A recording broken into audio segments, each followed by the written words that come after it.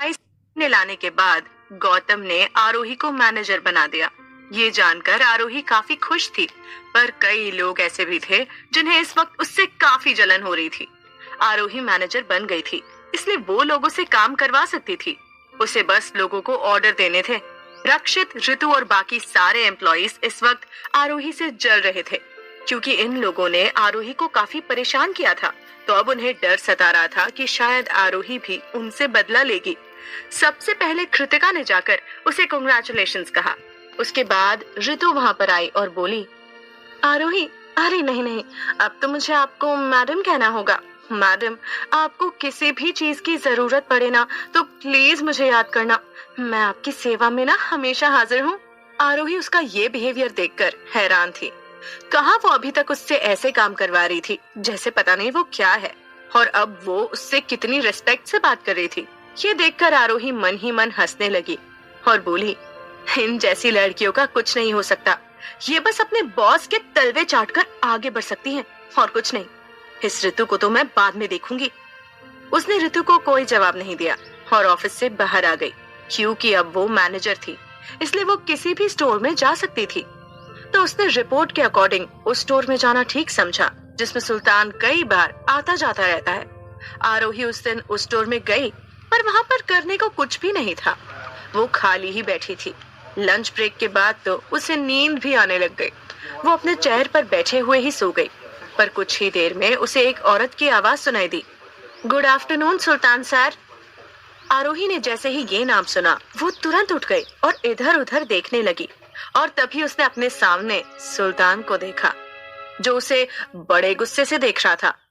Finally आरोही की मुलाकात सुल्तान से हो ही गई थी, पर हैरानी की बात यह थी कि सुल्तान ने उसे देखकर कोई भी रिएक्शन नहीं दिया। ऐसा कैसे हो सकता है?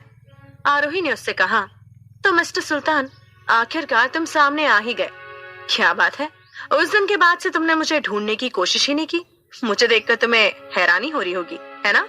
आरोही को लग रहा था कि वो सुल्तान को भड़का रही है। शायद वो इन सब से उससे सच उगलवा सकती है, पर नहीं, वो तो गलत थी। इसके बाद सुल्तान ने बड़े गुस्से में कहा, मुझे पता नहीं कि तुम क्या बकवास कर रही हो। हम दोनों पहले कभी नहीं मिले हैं। वैसे भी लड़कियां मुझसे काफी चिपकती हैं। शायद तुम भी वही करने की कोशिश कर रही हो। खैर, तुम्हें पता नहीं कि ड्यूटी के टाइम सोना मना है। आरोही ने जब देखा कि सुल्तान उसे ना पहचानने का दिखावा कर रहा है, तो वो बहुत हैरान हुई। साथ ही साथ उसे मन में हंसी भी आ रही थी।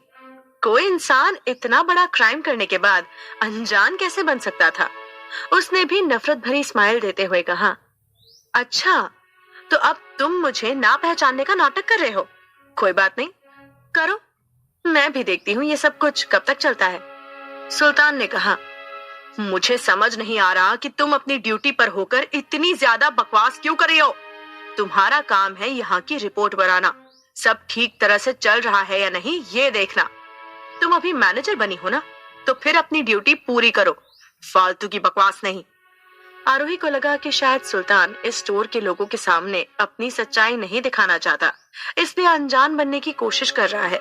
तो उसने भी बात को बढ़ावा नहीं दिया और बोली, ठीक है, तो बताइए आप यहाँ किस काम से आए हैं? सुल्तान ने सख्ती से कहा, क्यों, यहाँ पर तुम्हें किसी ने बताया नहीं कि मार्केट में घूमकर इंस्पेक्शन करना मेरा काम है? मैं इंस्पेक्शन करने आया हूँ। मुझे लगता है कि तुम्हें अपने प्रोफेशन की बिल्कुल कदर नहीं है। अगर यही एटीट्यूड रहा तो बहुत जल्द तुम्हें ये नौकरी खोनी होगी। आरोही बहुत ध्यान से सुल्तान को ऑब्जर्व कर रही थी। उस दिन सुल्तान गोडाउन में पागलों जैसे बर्ताव कर रहा था। उसे देखकर ऐसा लग रहा था जैसे उसकी दिमागी हालत कुछ ठीक नहीं है, पर अब तो वो बिल्कुल प्रोफेशनल बिजनेसमैन जैसा लग रहा था, जिसे हर चीज की बारीकी से समझ है। उसको देखकर आरोही के जहन में बस इन सब का एक ही जवाब आया, शायद सुल्तान को बाइपोलर डिसऑर्डर है। इस बीमारी में एक इंसान या तो बहुत ज्यादा खुश होता है या बहुत ज्यादा दुखी। वो बार बार अपना मूड बदलते रहता है। सुल्तान ने आरोही से कुछ खास बात नहीं की, बस रिपोर्ट कलेक्ट की और जाते हुए बोला, अपने काम पर ध्यान दो, वरना कहीं ऐसा ना हो कि तुम्हें इस नौकरी से भी हाथ धोना पड़े और आगे कहीं तुम्हें नौकरी भी ना मिले। हम लोगों को हल्के में मत लेना। इससे पहले कि आरोही कुछ बोलती, सुल्तान वहां से चला गया वो जाते हुए मन ही मन सोच रहा था, भला अदिति ने ऐसी लड़की को काम पर क्यों रखा। ऐसा नहीं था कि वो किडनैपिंग वाली बात भूल गया था, बस वो सबके सामने दिखाना नहीं चाहता था। स्टोर से बाहर आते ही सुल्तान ने अपने मन में गुस्से में कहा, क्या मुसीबत है, ये लड़की यहाँ कैसे आ गई। अदिति को पूरी दुनिया में आरोही मिली थी। हे भगवान, मुझे कुछ समझ नहीं आ रहा, ये हो क्या रहा है। मुझे बस इतना पता है कि अगर इस लड़की को ठिकाने लगा दिया तो अदिति मुझसे बहुत खुश हो जाएगी। फिर क्या पता मुझे वो बिजनेस भी हैंड ओवर कर दे जिसके लिए मैं कब से तड़प रहा हूँ। सुल्तान को बस कैसे भी करके अदिति को इम्प्रेस करना था, जिसके लिए उसने अपनी सेक्रेटरी को फोन किया और उसे पूरा प्लान समझाया। उससे बात करने के बाद वो हंसते हुए वहां से चला गया। भगवान जाने कि सुल्तान के दिमाग में आखिर चल क्या रहा था। आरोही ने भी इस बात पर ज्यादा ध्यान नहीं दिया। उसे पता था कि वो धीरे धीरे अपना काम कर लेगी। जैसे ही वो अपनी ड्यूटी पूरी करके स्टोर से निकल रही थी, तभी पीछे की गली में कुछ अनजान आदमी उसके सामने आ गए। वो कम से कम 3 लोग थे। आरोही बुरी तरह से डर गई, पर इससे पहले कि वो वहां से भागती, उनमें से एक आदमी ने जल्दी से आरोही का चेहरा काले कपड़े से कवर कर दिया और वहां से जबरदस्ती ले जाने लगे। आरोही हाथ पैर मार रही थी, पर इसका कोई फायदा नहीं था। उसे नहीं पता था कि सुल्तान इतनी जल्दी अपने आदमियों को भेजकर उसे फिर से किडनैप करवाने की कोशिश करेगा। आरोही ने करीब 2 मिनट तक स्ट्रगल किया, पर ठीक 2 मिनट बाद उसे लड़ाई की आवाज सुनाई दी। ऐसा लग रहा था कि वो तीनों आपस में लड़ रहे हैं, और कुछ ही मिनटों बाद सब कुछ शांत हो गया। किसी ने जल्दी से आरोही के चेहरे के ऊपर से कपड़ा हटाया। आरोही ने जब एकदम से अपने सामने रोशनी देखी तो उसकी आंखें छोटी हो गई। वो अपने सामने खड़े शख्स को ठीक से देख भी नहीं पा रही थी। सामने खड़े लड़के ने बहुत प्यार से पूछा, मैडम आप ठीक तो है ना, आपको चोट तो नहीं लगी। आरोही ने जब ध्यान से देखा तो उसे वो कुछ जाना पहचाना लगा। वो याद करने की कोशिश कर रही थी कि उसने इस आदमी को कहाँ देखा है, और तभी उसे याद आया, अरे ये तो शिवाय का असिस्टेंट हर्ष है। उसने शक की नजरों से उसे देखते हुए पूछा, आप यहाँ क्या कर रहे थे। हर्ष ने कहा, वो मैडम मैं बस यहीं से गुजर रहा था और मैंने देखा कि कुछ गुंडे आपको पकड़कर ले जा रहे हैं, तो बस इसलिए मैं आपकी मदद करने के लिए चला आया। आरोही का मन अब भी नहीं मान रहा था कि हर्ष इत्तेफाक से वहीं से गुजर रहा था जहां से गुंडों ने उसे पकड़ने की कोशिश की।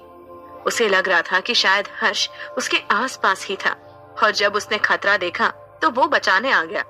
आरोही ने थोड़ा सीरियस होते हुए पूछा, वो गुंडे कहाँ गए।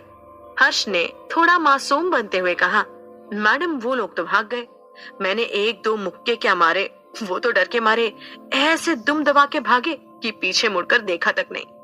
क्या सीरियसली? आरोही बेवकूफ नहीं थी। उसे पता था कि एक अकेला आदमी 3 हट्टे कट्टे आदमियों से लड़ नहीं सकता। उसे यकीन था कि जरूर हर्ष के साथ और भी लोग मौजूद थे, बस वो बता नहीं रहा था।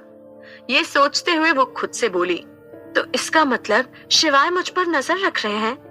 उनके आदमी हर वक्त मेरे आसपास रहते हैं। वो हर्ष को देखकर अपने मन में सोच रही थी, हो ना हो इसके साथ जरूर और भी लोग थे, ये हर वक्त मेरे आसपास रहते हैं। अब मुझे समझ आया कि उस दिन सीढ़ियों में से अक्षय अचानक से गायब कैसे हो गया था, तो इन लोगों ने उसे उस दिन गायब किया था। आरोही मन ही मन खुश हो रही थी कि शिवाय उसके लिए इतना कुछ कर रहा है। वो जाने से पहले हंसते हुए बोली, अगली बार अपना काम और अच्छे से करना, वैसे भी अपनी ड्यूटी अच्छे से करोगे तो बॉस भी खुश होंगे। हर्ष को तो समझ ही नहीं आया कि उसे आरोही की इस बात का क्या जवाब देना चाहिए। वो बिना कुछ बोले चुपचाप वहां से सीधे शिवाय के ऑफिस आ गया। जब उसने शिवाय को पूरी कहानी बताई तो वहां अजीब सा सन्नाटा पसर गया। हर्ष के हाथ पैर कांप रहे थे कि ना जाने अगले ही पल क्या हो जाए। शिवाय बहुत गुस्से से हर्ष को देख रहा था। उसे गुस्सा आ रहा था कि किसकी हिम्मत हुई जो उसने आरोही को हाथ भी लगाया, उसकी बीवी को किडनैप करने की कोशिश की। वो इतने गुस्से में था कि उसने अपनी टेबल पर रखा कांच का ग्लास उठाया और जोर से उसे नीचे फेंक दिया। कांच के टुकड़े हर जगह फैल गए। वो चिल्लाते हुए बोला, पता लगाओ इन लोगों के बारे में, मैं आरोही को फिर से खतरे में नहीं डाल सकता। पता लगाओ कि कौन है ये लोग और आरोही के पीछे क्यों पड़े हैं। जरूर इन लोगों ने पहले भी उसे किडनैप किया होगा। हर्ष ने थोड़ा घबराते हुए कहा, सर मैंने पता लगाने की कोशिश की थी, मैं उनसे पूछताछ भी कर रहा था, पर। इतना बोलकर हर्ष चुप हो गया। शिवाय ने गुस्से में पूछा, पर क्या क्या उनमें से किसी ने भी तुम्हें सच नहीं बताया? ऐसा कैसे हो सकता है? हर्ष अपनी नजरें नीचे करते हुए बोला, सर ऐसा इसलिए हुआ क्योंकि उन लोगों को किसी ने कुछ खिलाया हुआ था। इससे पहले कि मैं उनसे कुछ पूछता, वो लोग अजीब सा बर्ताव करने लगे। उन्हें पता नहीं क्या होने लगा और इसलिए मैंने उन लोगों को जाने दिया। पर सर आप चिंता मत करिए, इन्वेस्टिगेशन अभी भी चालू है, हम कुछ ना कुछ तो पता लगा ही लेंगे। शिवाय को अब कैसे भी करके ये पता लगाना था कि ये लोग कौन थे जो आरोही के पीछे पड़े थे, क्यों उसे बार बार किडनैप करने की कोशिश की जा रही थी। उसने आगे पूछा, अच्छा आरोही आज किन लोगों से मिली थी? बहुत देर सोचने के बाद हर्ष ने फाइनली जवाब दिया, मुझे अच्छे से तो याद नहीं है, पर हाँ मैंने सुल्तान सर को स्टोर से निकलते हुए देखा था और उन आदमियों से मिलते हुए भी। इसके बाद जब आरोही मैडम निकली तो उन आदमियों ने उन्हें पकड़ने की कोशिश की। हो ना हो इन सबके पीछे सुल्तान सर का ही हाथ है। क्या? सुल्तान? शिवाय चौंकते हुए बोला, इस पर तो नजर रखनी पड़ेगी। हर्ष तुम जाओ और इन्वेस्टिगेशन कंटिन्यू रखो। आरोही पर से एक पल के लिए भी नजर मत हटाना। मैं नहीं चाहता कि वो फिर से किडनैप हो जाए। हर्ष ने एकदम ओबीडियंट आवाज में कहा, यस सर। इतना बोलकर वो वहां से चला गया। पर शिवाय का डाउट अभी भी सुल्तान के ऊपर ही था। हो ना हो सुल्तान और आरोही एक दूसरे को पहले से ही जानते हैं, पर कैसे? यही बात शिवाय को पता लगानी थी। क्या शिवाय ये गुत्थी सुलझा पाएगा? क्या वो रोक पाएगा आरोही के खिलाफ हो रही साजिशों को?